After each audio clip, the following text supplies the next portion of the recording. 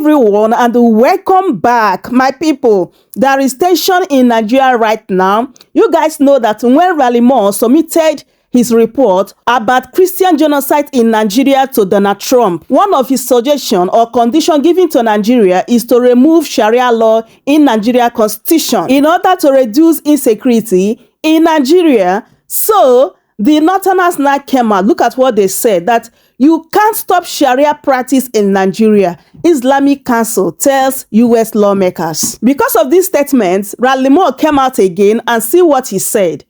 As I have said many times before, I will never stay silent as our brothers and sisters in Christ are being slaughtered for their faith and other innocents who are killed at the hands of radical Islamic terrorists.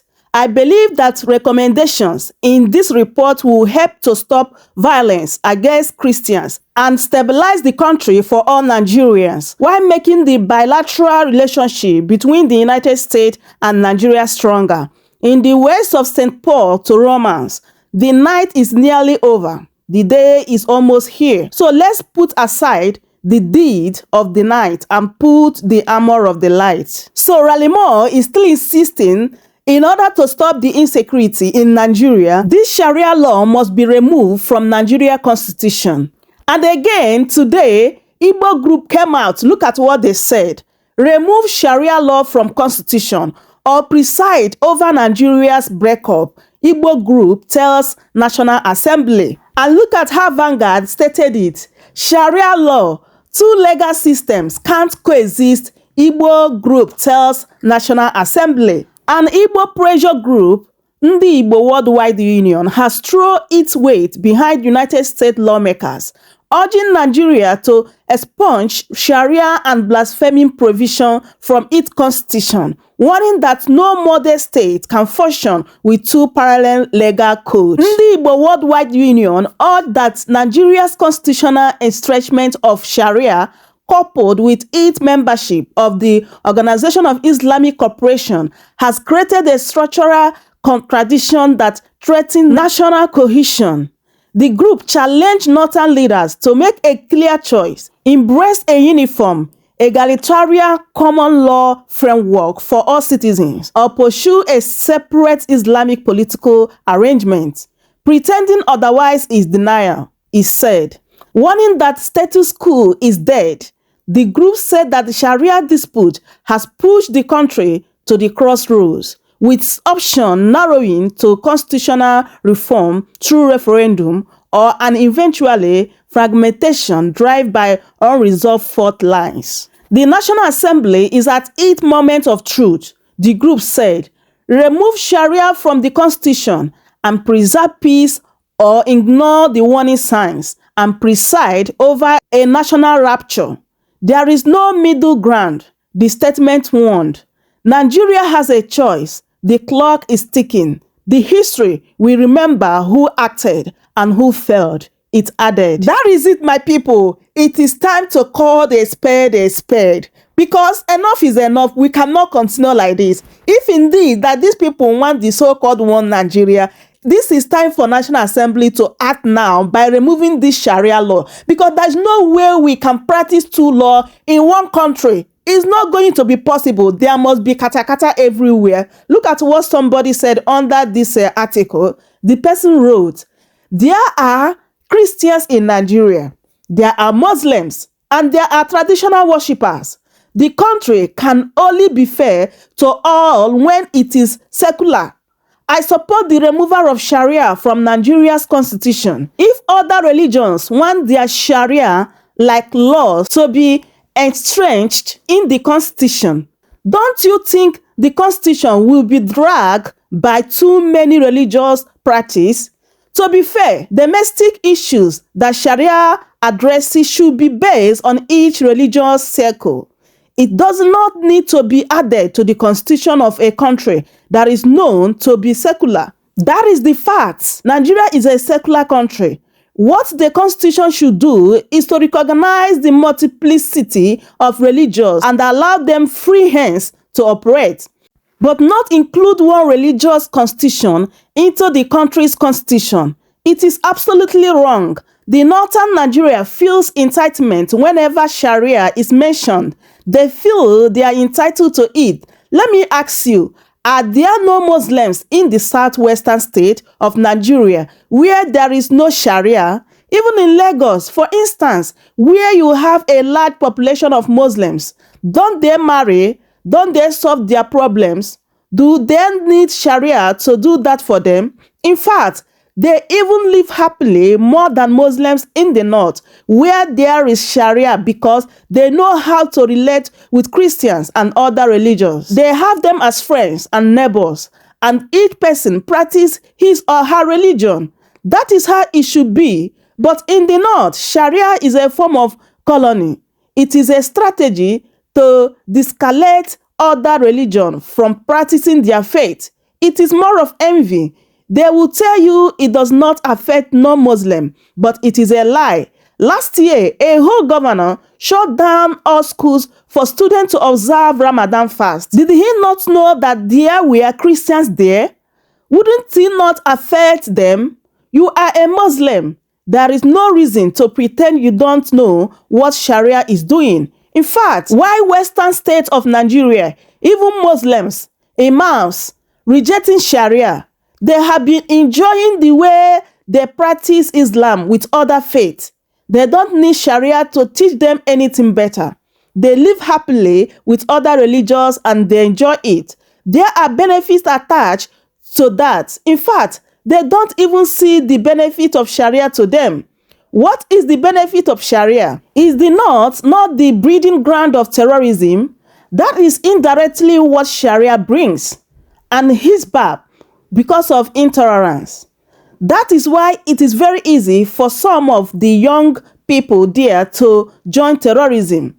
That is why they can survive living in the bush and hunt human beings at night or in the day, burning houses because of religion. So this person went ahead and said many things, my people, like many things this person said, and people really quite agree with him or her. Honestly, the truth is that I love what Igbo group said, that if indeed they want this so-called one Nigeria, Sharia law must be abolished. They must remove it from Nigerian Constitution, because there is no way we can be practicing two laws in one country. My people, it's not going to be possible, because this terrorism will continue in Nigeria. And recall how these people were going mad. Like they wanted to introduce Sharia law in every state in Nigeria before the involvement of U.S. and Donald Trump in Nigeria. Yes, and this particular one is really penning them, because they really cut them short. They really cut them short because they have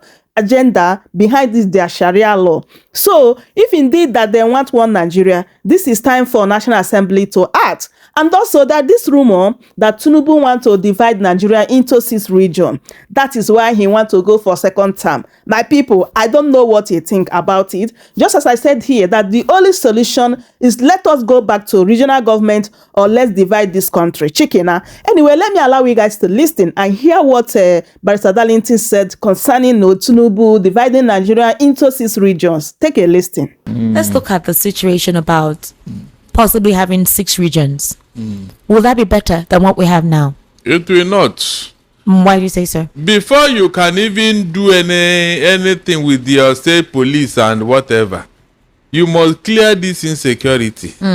These terrorists must leave Nigeria. Before you can do such a thing, there must be a stable society. Yeah. When you practice those regional government, didn't you see how Nigeria was? There was peace in all the regions. Is that not true? At the time. Good. And with this peace now, you saw how the regional leaders were competing to develop.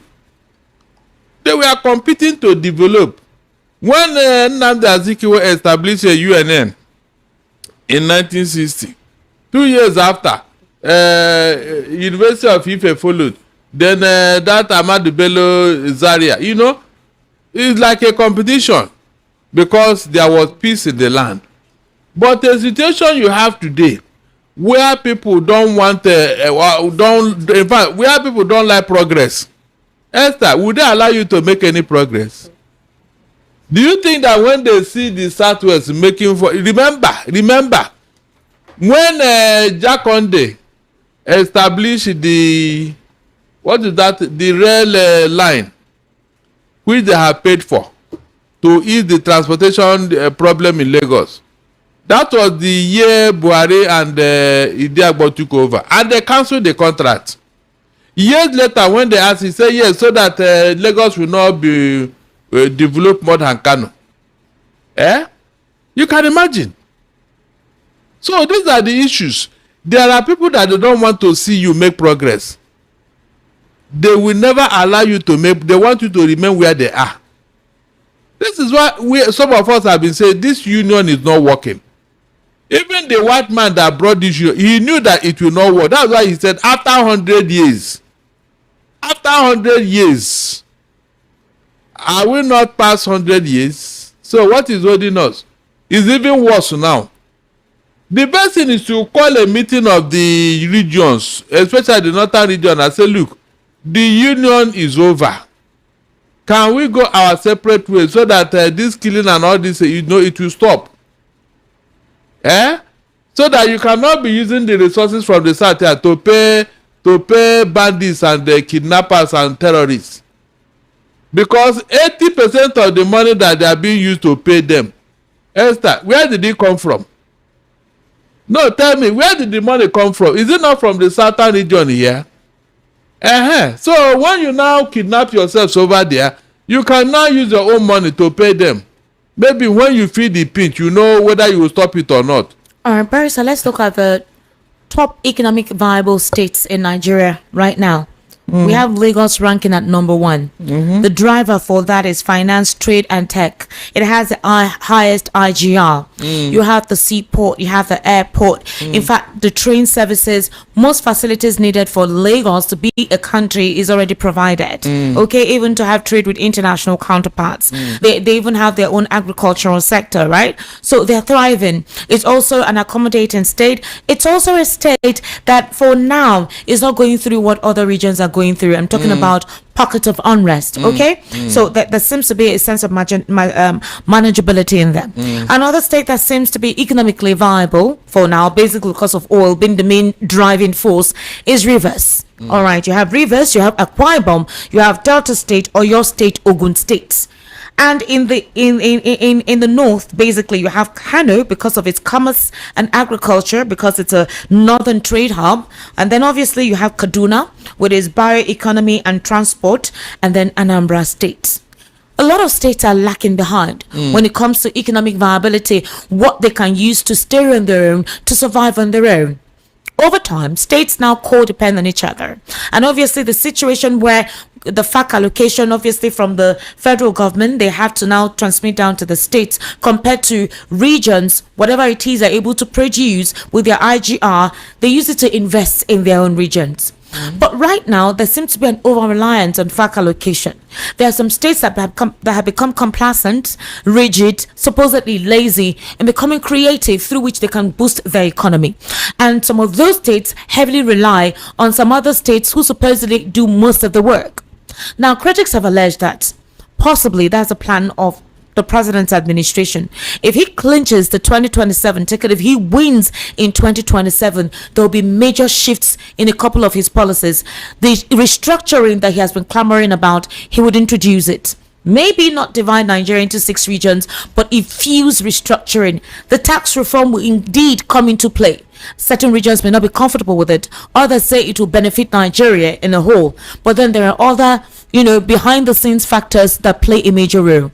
So with what is currently being experienced as to the fact that some northern states being driven away, insecurity, displacing residents, farming activities cannot take place, there is a food crisis. The food basket of the nation is now a little bit polarized because of insecurity. I'm referring to Benue, Plateau State. There is instability in those states. So obviously there'll be heavy migration down southwest. Obviously we're seeing what is going on in the southeast, although they're beginning to pick up to see how they can start sustaining themselves. So if there is a division, who would suffer more and who would gain more? All the states where this insecurity is prevalent, Esther, within 24 hours it will stop. Really? Within 24 hours it will stop. because no region can afford to bring 2 billion naira to pay any kidnapper. No region. They will find a solution to the problem, Esther. That is just the simple truth. You know, these guys are being overfed. They are being pampered with federal allocation and federal money. You know, they have a lot of cash to play with. If you go regional, Esther, no region will allow 210 trillion to be missing from their treasury. It's not possible. I mean, you know that, I know that, everybody knows that. No region will allow such an amount of money to just disappear like that for whatever reason. Esther, nobody, no region will allow insecurity to last for 24 hours within there. What are you telling me? They will go all out and round up the culprits. But because of this so-called federal whatever, people are doing whatever they like. You now brought terrorists from the north. Say they are your cousins, they are your nephews, they are your this and that. And they came in here and they are feeding fat on our resources. You are using our money to pay them. To pay them. And you know where this money is coming from. So if they are the one working out this money, they will not make that mistake. Esther, they will never make that mistake. So there is every reason for us to what? Interrogate this union. Because it has not been beneficial to everybody. No, it has not. We need to interrogate this union. It's very important. Before we kill ourselves, so. Because this thing may get to a head where everybody will not carry gun. And you will not blame anybody. We need to interrogate this union. There are people who like violence. There are people who like terrorism. They can go and then do their terrorism wherever they want to go and do it. And leave us alone. I told you the story of Iraq and Iran. It is because of the violent prone Iran that Iraq had to ask them to leave their district. They were together before. Go and check their history. So there are people that terrorism is in their DNA. Esther, no matter what you do, they will never change. It's in their blood. So how do you live with such a person and you expect to make progress? It is not possible. We should begin to tinker with this union. We don't need to go into another war. No, we don't need to. All we need to have a discussion. My friend, we have understood your culture. We respect your culture and tradition. We don't want to change your lifestyle for you. But we are saying that this your violent disposition. Maybe so in the question I asked you, where do you stand? Where do you stand? What I just told you here. I said, let us interrogate this union. I asked that if indeed this happens, who would benefit and who would lose? You don't need to tell me who. Everybody will benefit. Everybody will benefit. Everybody with the current disparity. Hold on. With the current disparity in our economies. Listen, leave the Southwest. Okay. You can develop like them. They are getting upper hand because they have their brother in Abuja who is bringing everything down here in Lagos. Abi? But they were developed before. They were developed before their brother went to the FCT. Before now, Lagos used to be the federal capital. Okay. Everybody knew that was how all this seaport and airport was built. Okay. Was it the Yoruba that built it? The answer is no. So this is already here. There's no way you can carry the airport on your head and say go and dump it and that. It's not possible. All right. It's not, so everybody will benefit. All the other regions need to do is to do what? Catch up. Since these people are already enjoying this thing, maybe when the population in Lagos reduce and go to their different states, the revenue that is coming in will reduce equally. Really? Yes, the revenue will reduce? It will reduce. Is it not people that are contributing this money? It's human being now. It's human being.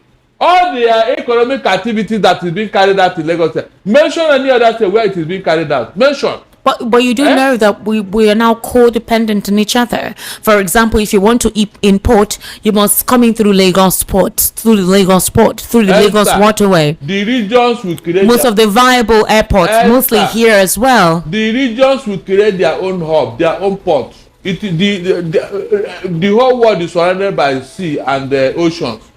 You create your own. Dubai How do they make don't you see Dubai? It's a desert area, yet do they not import things? You can create your own world. That is what the world is all about. You will see all the regions being creative to find solution to their problem. That's what I'm telling you here. Okay. Definitely the population of Lagos will reduce. There's no two ways about that. People will go and apply their trade everywhere.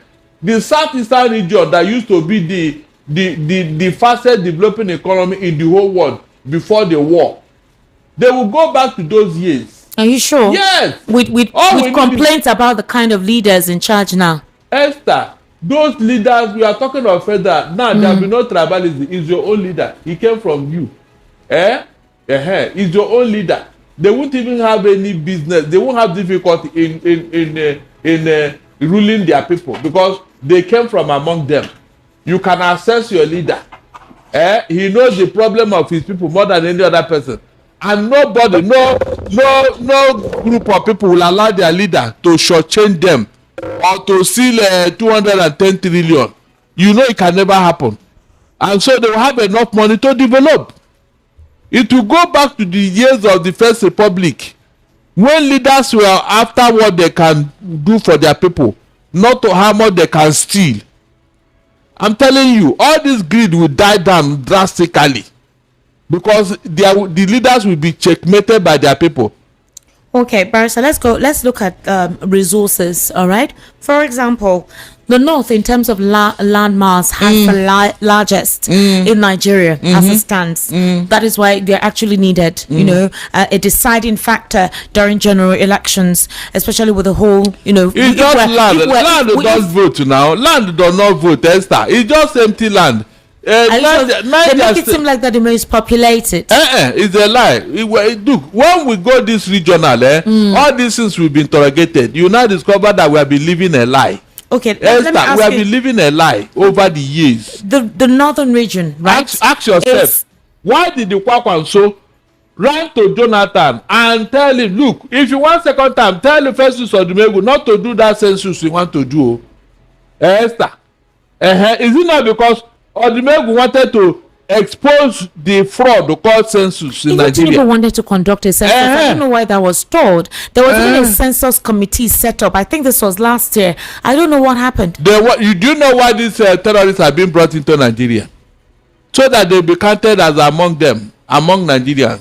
As long as you can speak one language or the other in the north, you are not a Nigerian. Ask yourself, why are they coming into this country? As part of us. So that when you do the census, you will count them. They will not tell you, did you not tell you that we have the numbers? And you will not have, you will not but agree. But when we go regional, nobody will tell you to count yourself. We are not interested in how many you are. It is what you can produce that is the issue. Like Niger State, I have told you here, is the size of the entire Southwest. Esther, can you just imagine? One state, one alone, one state. The size of the entire Southwest. Where do you start? And there are just 8 million in population. 8. Yes, sir. Is that what you are counting as what? Entire Southwest, so in size, in land mass. So they are just wasting resources. And the land on its own, when you come to means of production, land is the resources. Yet, Niger State have all this land, yet they are not doing anything with it. Rather, it has become a heaven for terrorists, a heaven for kidnappers, a heaven for Boko Haram, ISWAP. Because there's a lot of land they can occupy. Empty land, ungoverned spaces. That is why this thing is very prevalent in that place. One state that is the size of the Southwest, do you know what it means, Esther? You are talking of Lagos. You are talking of Ogun State. You are talking of Oyo. You are talking of Ekiti. You are talking of Ondo. One state, one. And you are telling me that we don't need to readdress all these imbalances.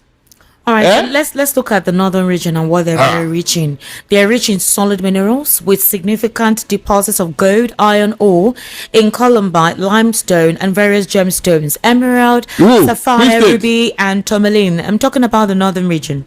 All right, so when it comes to precious metals and stones, you find them in Kebbi, Kaduna, and the northeast, emerald and sapphire. Now, if you notice, these states are the states currently going through serious unrest, where residents and originals are being displaced. Now, in industrial and metallic minerals, iron ore in Kogi, Bauchi, tin, plateau, Bauchi, columbite, and tantalite, Kano, Kogi, lead and zinc. Obviously, you know what's going on in Plateau State. You know what's going on in Kogi State. When it comes to construction and energy minerals, limestone, Gombe, Benue, coal, Kogi, barite in Nasarawa, marble, and gypsum. You can find that in those states. Now, we know what's going on in Benue. We also know what's going on in Nasarawa State. Most of the states have mineral resources deposits, very rare, very beautiful.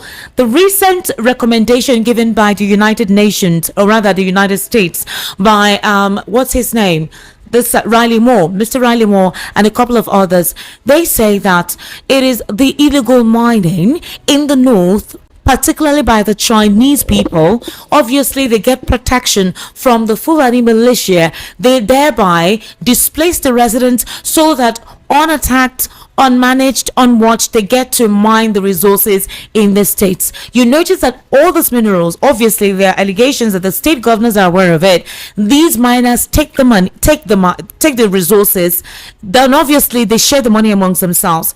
It's not deposited at the Federal Allocation Center, that is at the Treasury.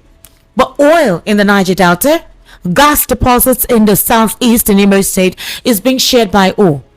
So the question is this: if we go regional, do you think that the states, these regions, would decide to tell these persons to go, or they'll utilize the proceeds for their government? Of course. Because in that first republic, because of the landmass in the north, they were giving us food. They were using that resources. You know, do you remember the famous granite pyramid in the north? That was what they used to build the Ahmadu Bello University. I told you here that land is a resources on its own. You can use land to produce, in fact, anything. So with this number of natural resources, the north ought to be one of the richest region in this country. That is the laziness we are talking about, Esther. Oil have made them lazy. They have 83% of the oil well in Niger Delta, and so because of this largesse, these privileges, they forgot to now mine the resources in the north. They kept it, maybe for their own children, for future use. Meanwhile, they are depleting the resources in the south here. This is the reason why we must interrogate this union. It is unbalanced. The funny thing is that the states that supposedly have these resources, like rivers, Bayelsa, and the likes, they still are not as developed as they ought to. You said what? They're not as developed as they kept them down. Yes. You see residents complain of the deplorable state of living. If you go to Warri now, you see the state there in Bayelsa, even in rivers, deplorable states. Who is so if we have those resources, basically, how come the states are not matching up? Really? Yes, it's serious. Go and listen to what was said on October 12, 1960 about these minorities. Go 11 days after independence, go and see the impression of a particular leader about the minorities. How they are going to use and suppress them. They will never be their own, Go, it's there in the internet. Google it. You now know why those places are where they are. And over the years, nobody is thinking of developing when you are using their resources. You can see now. So, in fact, it's a matter of time, Esther. You see this in their running, it will happen because the imbalance is so much, the deceit is so much, it's so much that it's a matter of time before things will get to a head. You cannot continue to oppress and suppress the people in this manner over their own resources. Meanwhile, your own resources, you don't want anybody to come close or touch it. You kept your own and you come down here. One man in Dini who was an in-law to Buhari, he had an oil well. with the money he made, with so much money, he had to pay $500 million to be a chair in a U.S. university. Esther, you can imagine, just because he had free money to play around with. When they want to please you, they will give you just one oil well. Danjuma sold his own and made a $3 billion, and he came out to say he doesn't know what to do with money. I say, Danjuma, when Obasanjo was looking for third term, he gave him one, and he sold it off and made a hell of money. And this is all round. All of them, all the big men, they made their money through oil well in the south. Yes, sir. Imagine 83% of the oil well in the Niger Delta belongs to the northerners. What does that tell you, Esther? What does that tell you? These are issues that people need to interrogate. These are issues that the Southerners have been crying about. Unfortunately, our Niger Delta people, they don't even understand. They prefer to remain where they are instead of fighting for their liberation and all that. They use them, and after using them, they dump them. Go and ask Kensaro Wewa and other Ijo men what happened to them. When they were asking for resource control, instead of listening to them, they killed all of them. They killed them. And their people have not learned any lessons. So when the Igbo man is agitating through Biafra, there is a point they are making here, Esther. We cannot continue to be monkey the work, baboon the chop. Is that not what is causing problem? I am telling you that if this thing is done today, if we go regional today, within 24 hours, insecurity, terrorism, kidnapping will stop in the north. I said within 24 hours because they know that no money is coming to pay them. No money. Is it the leaders of the north that are responsible for this? They know what they are doing. That man, they kidnapped the daughter in Kwara the other time. Yeah. Remember what he said?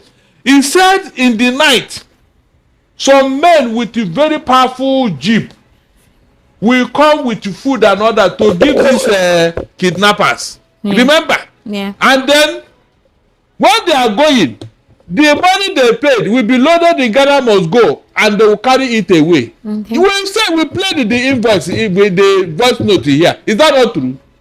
Is that not true? So who are those people behind it? Free money for oil money collected from Niger Delta. Instead of Hazari Dokuwo to be asking himself questions, he'll be here talking what is not. Thinking that they are going to give him a contract again. These are real issues that nobody wants to talk about. But that's the reality. Esther, that is the reality. You want to tell me that if the North are not benefiting, they would have remained in Nigeria up till now? Is it possible? After all, they were the one who shouted Araba. They shouted Araba the first time. So what are you telling me? You mean this things will continue like this? It will not. Esther, if we don't do it, our children will do it. Our children will definitely do it. We can't continue like this. Last year, Ndume pulled no punches when he delivered a withering criticism of this administration. Obviously, he's also in the administration too. He accused the administration of being lax in its approach to the country's mounting economic and security problems. And as he sees it, the real reason why the administration appears insensitive to the plight of the average Nigerian is because it has been fenced off and caged off by kakistocrats and kleptocrats. According to him, he said, the solution is for the president to wake up, open his doors and meet those who will tell him the truth. He's saying that people around the president are not telling him the truth and that the president is still asleep. But others believe that the president is not asleep, that the president very well knows what he is doing. There have been accusations in some quarters that the whole country of particular concern may have been actually promoted by the government of the day. In order not to offend some northern persons, they had to deploy the U.S. tactics with the increasing spate of insecurity. The president has been quiet ever since the country of particular concern designation. He had not addressed Nigeria, especially after the 2025 December 25th bomb blast. He has been quiet. In fact, the president traveled out of the country for almost 2 weeks when the whole situation was very hot up until the new year. And even at that, he had not said anything. We're getting reports from his spokespersons. There are talks that indeed this would push possibly the northern leaders who have been quiet about insecurity to do something, and it possibly awoke something. While we saw sporadic onslaught by these terrorists, they became more brazen in dismantling Christian-dominated communities. They even came and threatened about burning down 3 villages in Adamawa, whereby they disclosed that they would continue to do so if these Christians do not convert to Islam. They will pay with their blood or they will pay tax. But then a couple of persons feel that this is deliberate to supposedly cause a civil war in Nigeria.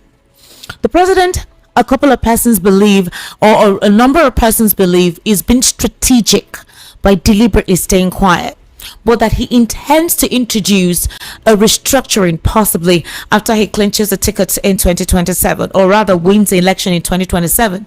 Hold on. The plan is he still needs the northern bloc to support him. He cannot do anything to ruffle their feathers until after he wins the election, that he can do what he needs to do. But do you think he will be able to pull it, based on what a number of critics have said about this?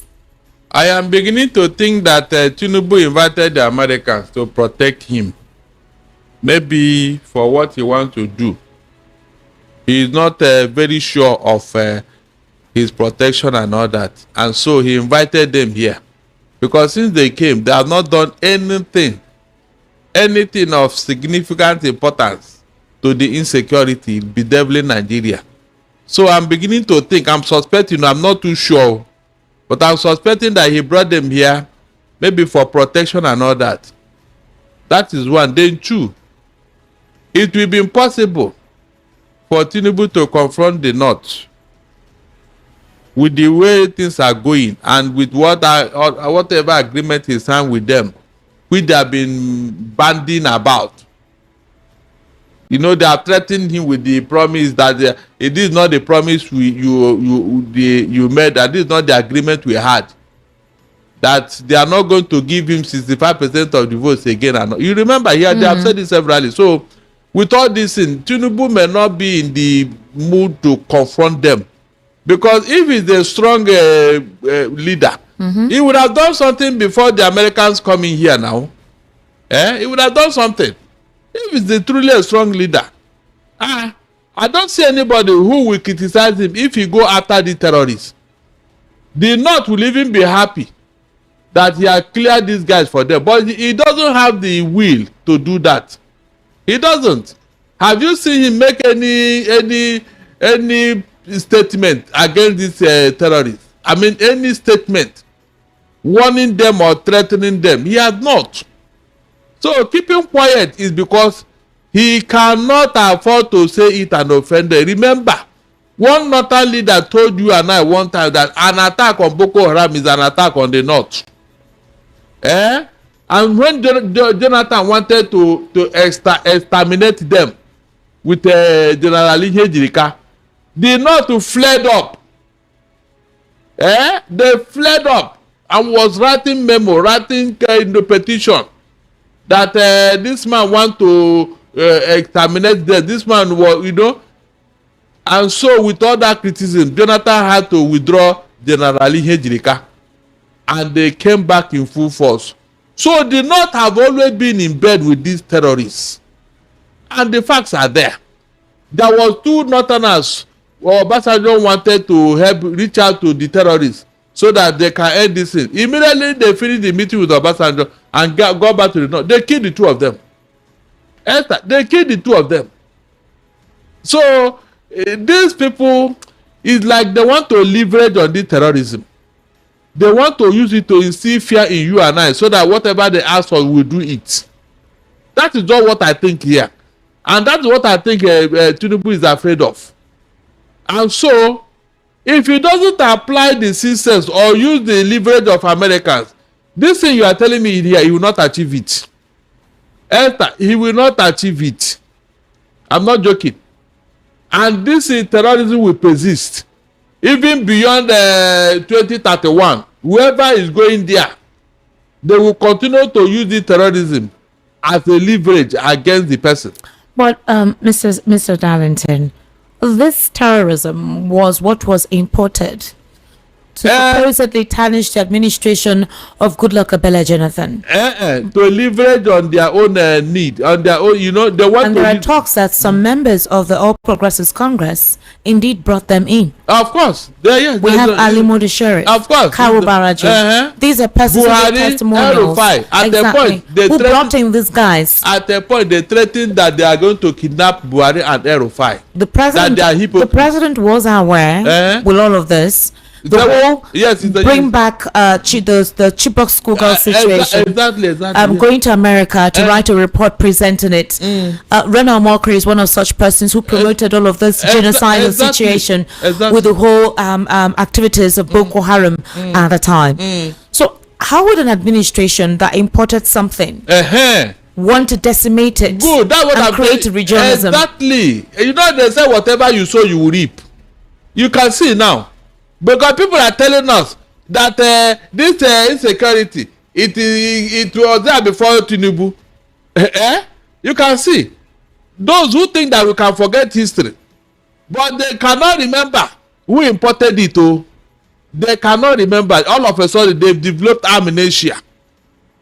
Each time you make noise and talk about this, they will say, after all, the insecurity was there before Tinubu. But how was it imported? You said they developed what?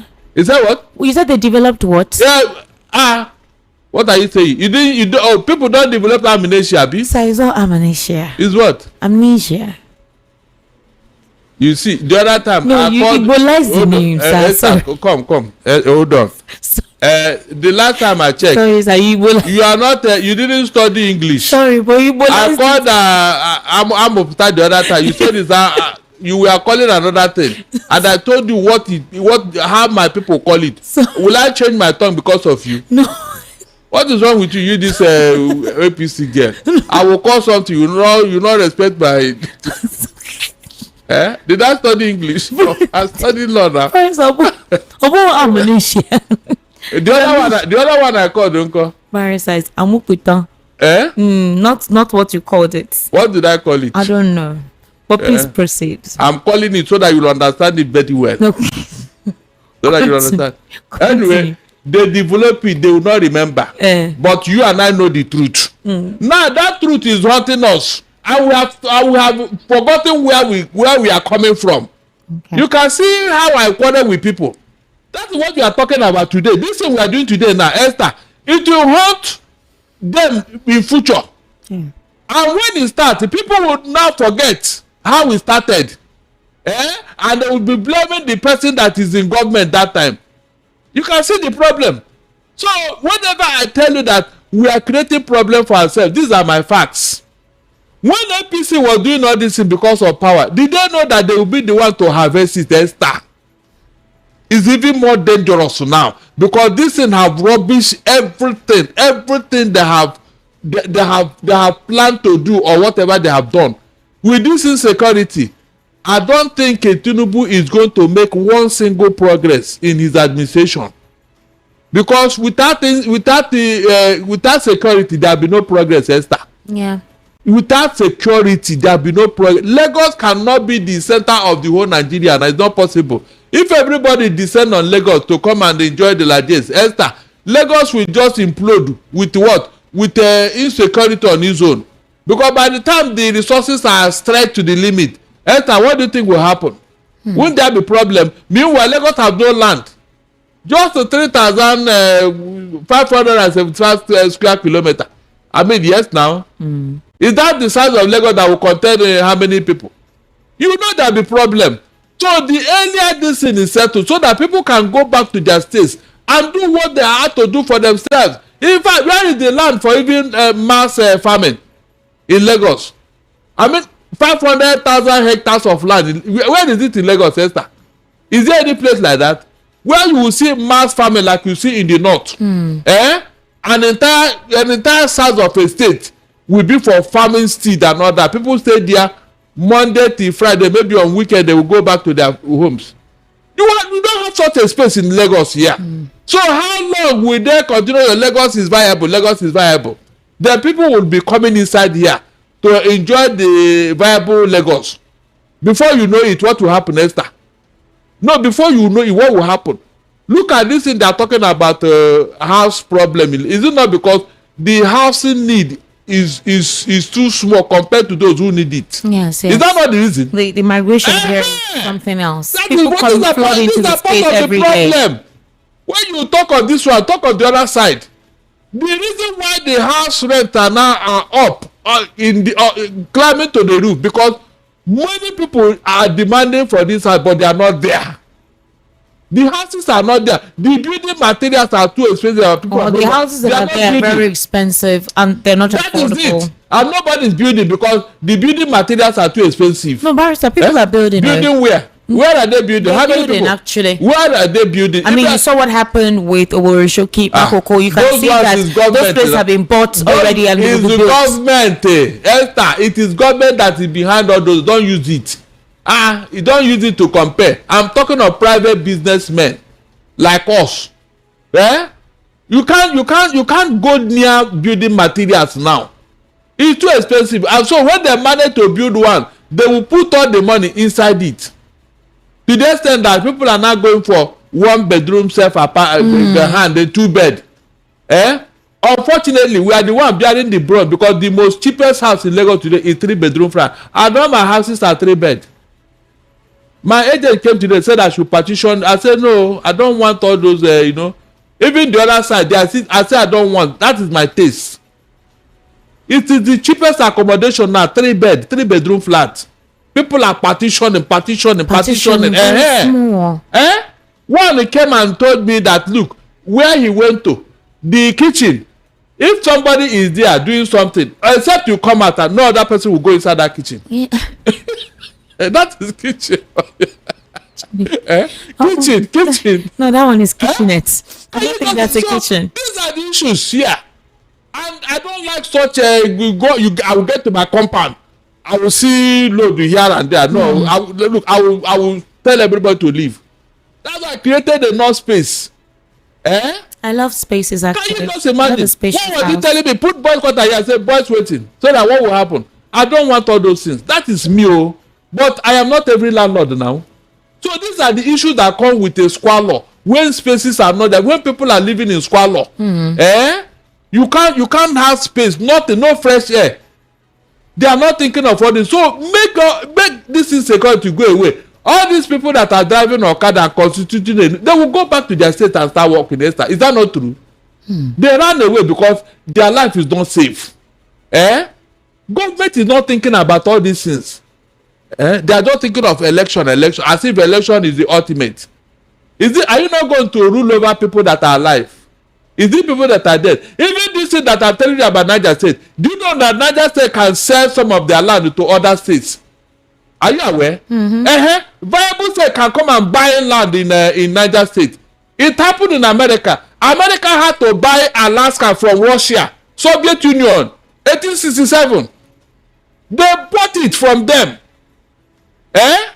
How much? I think about $7 million or so. Was it up to that? Yes, 7 million. A whole state. Today, that Alaska is hosting 50% of gold reserves in America. You're right, sir. I think that was in 1867. $7.2 million. Good. Thank God my ancestors didn't disappoint me this evening. You're quite intelligent, Darlington. So they look at that. They bought it. They bought it at that time. Look at what that benefited. Even Detroit, automobiles capital of the whole world, Detroit, they bought it from France. That treaty ended Russia's presence. And can you just imagine? In America. You can do all these things, Esther. That land that is lying fallow there, that nobody, they can go and buy it. And use it for something better. Look, it pains me so much the way we are behaving in this country. We are not thinking deep, Esther. We are not thinking seriously. Even Kogi, do you know that Kogi alone is the size of the entire Southeast? Are you aware? Yeah, Kogi 29,000. And they have good natural resources. And now they are. Can you just imagine? You can see the insecurity there. most of the states where you see these activities, obviously they have beautiful natural resources that Nigeria has not been able to explore. Certain individuals are privately exploring it only for their personal pockets, displacing the residents there, the originals there. They're displacing them. That's basically what is happening. I don't want to get worked up. What I remember all these things, it's very painful. Serious. It's like nobody is thinking in Nigeria. Something other countries are begging for. God gave it to us on a platter of gold, and we are not using it for good purpose to enhance our life, to deepen our democracy, to do things that will bring progress. We are not using it, Esther. We are not using it. Very quickly, with what we are currently experiencing, do you think, because when the president was a governor, he had always advocated for restructuring. He had always mentioned it. Yes. That was his premise. In fact, let me not lie to you, when he eventually won, despite the fact that some Nigerians were discontent, they weren't happy, but they felt like, okay, he's different, he's exposed, he's a Democrat, all right, he already understands what Nigerians are clamoring for, and he will implement it. There are talks that it's a gradual process, it's not something that he will do immediately, but we've not heard him say anything about it to be infused in the Constitution so far. But do you think it is something he can pull through? He talked about organizing a census last year. A committee was set up. We haven't heard anything about it. He hasn't literally communicated with the people. The last time we heard the president speak to the people based on certain questions was a media chat that he had in 2024. All the time is when the president is having events or meetings and then he speaks to them, possibly, you know, as usual, journalists would pick up extracts that pretends he's actually addressing the people. But there's a disconnect. Okay, he has not really spoken to Nigerians. If he does win 2027, do you think he would do that? If he has not started now? The first mistake he made was that he didn't bring everybody along in his first term. That is, if he wins the second term. Okay. And so the mistrust. Okay. The North are no longer. I don't think they are with him. You say, are you sure? I don't think so. With what we are saying, it doesn't seem so. I think they're more politically aligned. They may have different ideals, but they're politically aligned. The North, I don't think they are with him. Forget about some APC people. The APC people, they are not the North. Are you getting what I'm saying? What I expected him to do when he won that election, and bearing in mind the restructuring he was using to campaign, he used to campaign. He should have called a meeting of all the regional leaders. Let them assemble and say, look, this is my projection, this is my plan for Nigeria to restructure. Because this is what I promised Nigerians. I want to go into it so that everybody will benefit. Not this one he is doing on his own, only for him to turn back when he hit a brick wall. Call people and say, look, this is my plan. This is what I want to do. I want you people to go and bring your own template on how to go about this, because we are going to restructure Nigeria. Make it open, make it clear. I don't think anybody will say, no, we don't want restructure. That means you don't want to move forward. But what if the referendum is conducted? No, we are not going to that yet. The referendum is when you want to go you want to secede. Those who want to remain in Nigeria, those who want to go. I don't think we need it now. Let him finish and clean up and stabilize the country. Then it will be difficult for anybody to talk of what? Referendum, Esther. It will be difficult. In America, it was only 13 states that started the Union of America. 13. 13, and today America have 50 states. They all joined on their own willingly. Nobody forced them. They discovered the benefit of joining a United America that they came in. Nobody forced them. On their own, they came in and formed a 50-strong state called United States of America. The state of Texas, Esther, is bigger than Nigeria. Are you aware? Texas alone is bigger than what? Nigeria. Yet they are in the same union because they have seen the benefit. And because rule of law is there, entrenched.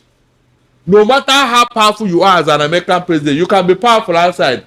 But inside America, You cannot be powerful more than the institution. Do you think our northern counterparts will want? Do you think our northern counterparts will want this? Somebody created it in America. That's why I'm making reference to America, where we okay. copy it. So, but I'm asking. So somebody should have done it here in Nigeria, copying America, because of what we are. Look, do you know how much we are lost in resources because of the way we are running this government? Esther, exactly. Do you know what we have lost? Something that would have consolidated our resources. Something that would have consolidated Nigerian foreign reserve. Look at all the mineral resources you mentioned here. Look at all the moribund industries, Esther. Look, because of what? Tribalism. You don't want it to work because it will benefit people. But oil, they are just siphoning it and selling it. This America you are hearing and all, is it not people that developed it, Esther? Please tell me the truth. It is actually. So what is wrong with Nigeria? The collective effort of everyone. What is wrong with that? These are the things I expected from leaders who want this country to move forward, so that none this nonsense will stop. Well, Boris, unfortunately, we only have pocket-friendly leaders who do not have ideology and do not think of generations yet on board. They only think of themselves, only themselves. Whenever they are coming for their campaign, because of the gullibility of Nigeria, because of the high level of illiteracy, political illiteracy, they will not read meaning into what the people are saying. But when some of us who saw his life will be telling them, don't go there, they will see you as the only voice in the wilderness. Nobody will listen to you. Tell me what I told Nigerians about Buhari and Tinubu that is not the truth now. Tell me just one. But when I was saying it here, there is nothing I did not receive as insult. Nothing I did not receive here. I just thank God for my resilience. I would have stayed in my house all these years. But I was very, very annoyed how Nigerians will allow themselves to be deceived because of tribalism, because of religion, because of ethnicity and all that. And now all of us are crying, Esther. Esther, you can see what we are talking about. The people that we are supporting all these things before, they thought that when it happened, they will be the beneficiary. Esther, is anybody benefiting from it? Obviously not. It's funny that even those that condemned it before now support the anomaly. This is the more reason why Nigerians should wake up. And there's nothing wrong in making a mistake and correcting it. Do you think Nigerians are asleep? Nothing wrong. Do you think Nigerians are asleep when you say they should wake up? Because of tomorrow. Let me give you an instance. In the just concluded FCT Council elections, there's this young lady that was trending. They asked her a question. She said, of what use? They are sharing money. She will collect it. She hasn't eaten. She needs to eat. They need to feed. At least the money they will give them, even if it is 1,000, will make her buy Gary and granola to drink at home. Poverty has been weaponized that a lot of persons look forward to elections where they're able to sell their vote. They're willing to do that. Do you know a lot of persons actually look forward to elections? Transactional politics. Nobody cares about the interests of anybody. Those who do are either very old, retired, or late, especially those who supposedly intended for Nigeria to grow. The political system has become so riddled, like you said, with personal interests. Nothing concerns anybody, both the ruling party and even the opposition. Let me give you an instance. Former Vice President Atiku Abubakar accused this current administration and the president of employing repressive tactics to stifle opposition voices ahead of the 2027 elections. He expressed concern over what he described as a calculated assault on opposition leaders and dissenting voices across the country. The president just very recently actually dismissed those claims. He said, would you vote people for wanting to leave sinking ships? That he has no weapon to kill any opposition. After all, opposition gives room for a thriving democracy. That he doesn't appreciate what is going on. So if the opposition cannot fix their houses, he's not going to do it for them. That all he's asking for is for unity and for us to drive democracy forward. But there are a couple of critics who believe that this is basically the method, divide and rule, create, distort, brigandage, disunity, and supposedly there'll be no opposition. But how would you enjoy your administration competition or a healthy competition if there is no one to compete with. I'm speaking on the recent imbroglio that currently happened in Edo State on Peter Obi's life, and how the supporters of the government even wished whatever was supposed to happen happened. A deliberate hate attack on a political candidate. That's not the only person vying for presidency in this country. There's Atiku Abubakar, there is Adebayo of the SDP, there are other candidates as well who are vying for presidency. Rotimi Amici, they have come out to declare their interest. Why is such comment, hate, divisive sentiment, and why are they not thrown at them?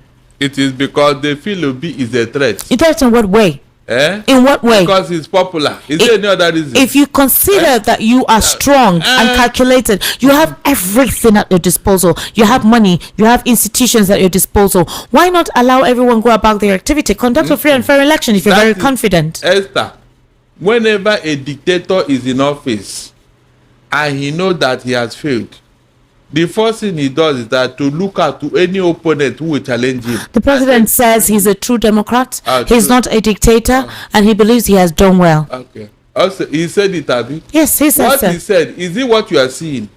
Esther, what he told you, is it what you are seeing, whereby opposition cannot even hold a common meeting, not even campaign, no, and some hoodlums will go there and scatter the meeting.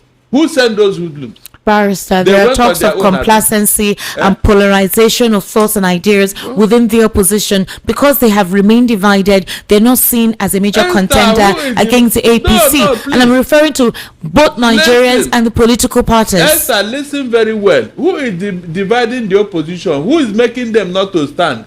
When they cannot hold common meeting, Esther, how did they not settle down? Why is this so? You ask somebody to go and sell salt in the market, Abi. The moment the person now carry the salt and leave your house, you open the rain. You open the rain on that person, and when, of course, you know that salt and rain, they are not friends. By the time the man get to the market, everything is gone. He comes back empty-handed. He say, "Look at this foolish man, oh. So you could not sell this salt." Hey. Meanwhile, he's the one that made it impossible, oh. Esther, can you imagine? So who is disturbing the opposition not to settle down, Esther? All of a sudden, some people are going to court to deregister ADC. We don't even know whether anybody will contest election from that party. All of a sudden, these ADCs have been there over the years. All of a sudden. So who is behind all this, Esther? Tell me.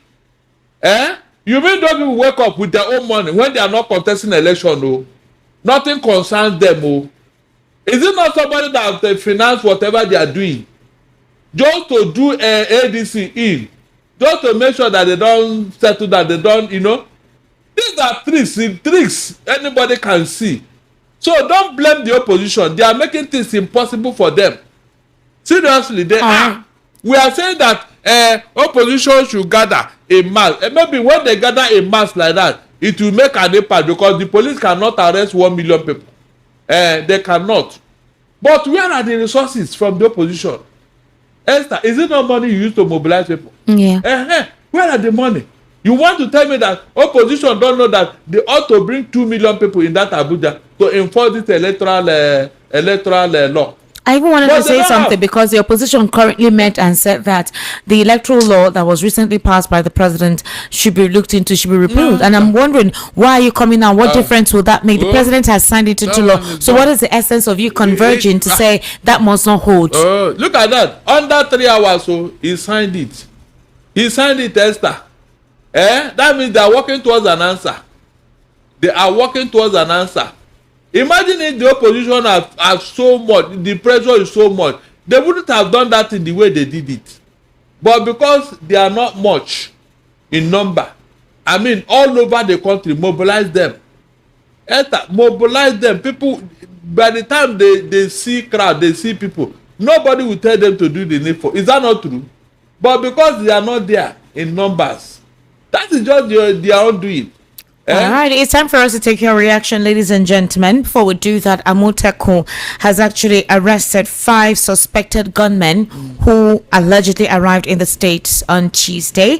Adeleye Adewale, communications officer of the Corps, said the suspects were apprehended on February 25 in Ekiti West local government area with weapons and other items recovered from them.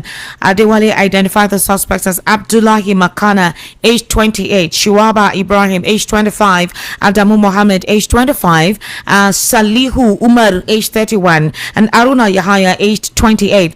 They said the suspects, said to be from the northern part of the country, were intercepted by Amotekun operatives in the Itawure area as they alighted from a vehicle. So obviously, apparently they're going to go through the court process and make why they have all of those guns with them. Like we said, these individuals are already coming down to the southwest, and something needs to be done as soon as possible. Esther, Sir? I am not comfortable with this type of news. Seriously, you know why? Amotekun was set up to route out these guys from the southwest. But unfortunately, under their watch, things are getting worse. They just arrested these 5. How about those who have been in Ondo State? Hitting Ondo State at will. It's like that Ondo State is the headquarters of terrorists in the southwest. How many times have they hit Ondo churches? I'm telling you. With the Owo attack, that one, they're not done with it. And now they said they kidnapped 6 pregnant women. Every time they will hit Owo Ondo State, every time. That means they are there.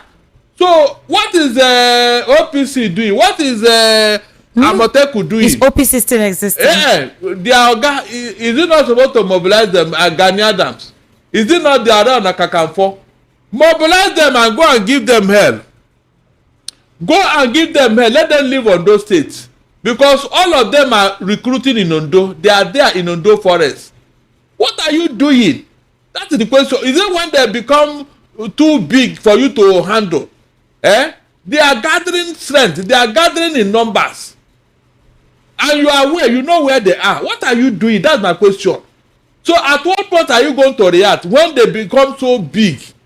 When they become so big, then you now come at Abi. You are saying it now, and we are saying it now, you not hear.